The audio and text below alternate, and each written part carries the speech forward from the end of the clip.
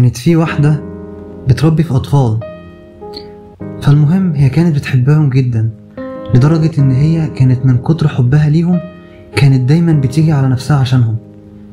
يعني مثلا لما كان يجي وقت الأكل كانت تاخد من أكلها وتديهم.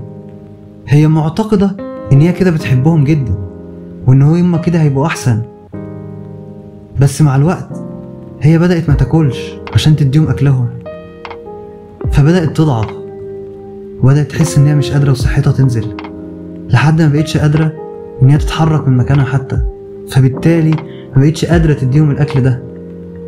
فالأطفال تعبوا من قلة الأكل لأنها مش قادرة تديهم الأكل أو تعمل لهم الأكل، وهي كمان مش قادرة بسبب قلة الأكل اللي هي كانت بتديهولهم قبل كده.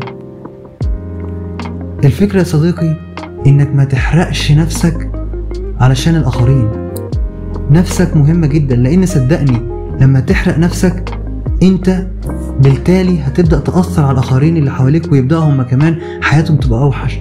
نفس فكرة الست دي، هي كانت معتقدة ان هي لما تديهم أكلها هي كده بتعطف عليهم جدا وبتحبهم جدا وبتساعدهم، بس مع الوقت اتضح ان هي ما كانتش بتساعدهم، هي كانت بتضرهم لأنها كانت بتاخد من أكلها وتديهم، فبالتالي كانت بتاخد من صحتها وتديهم. فهي لما صحتها وقعت هما كمان وقعوا بالتلقائي. فانت يا صديقي انت كمان اتعامل كده، ما تحرقش نفسك علشان الآخرين، اقف جنبهم ساعدهم، بس برضو نفسك ليها حق عليك، لازم تخلي بالك منها وتعتني بيها علشان تقدر تساعد الآخرين دول. هنا في مساحة نفسية بنقدم كل يوم محتوى عن الصحة النفسية وتطوير الذات وتحسين علاقاتك بنفسك قبل علاقتك بالآخرين.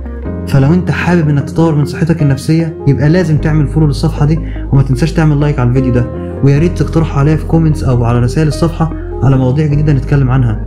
وانا بقدم استشارات عن الصحة النفسية واللايف كوتشنج، ولو عندك اي مشاكل نفسية محتاجة جلسات او استشارات تقدر تسيبها لي في كومنتس او تتواصل معايا على رسائل الصفحة. وافتكر ان دايما في مساحة نفسية بنقولك استمتع بوقتك يا صديقي.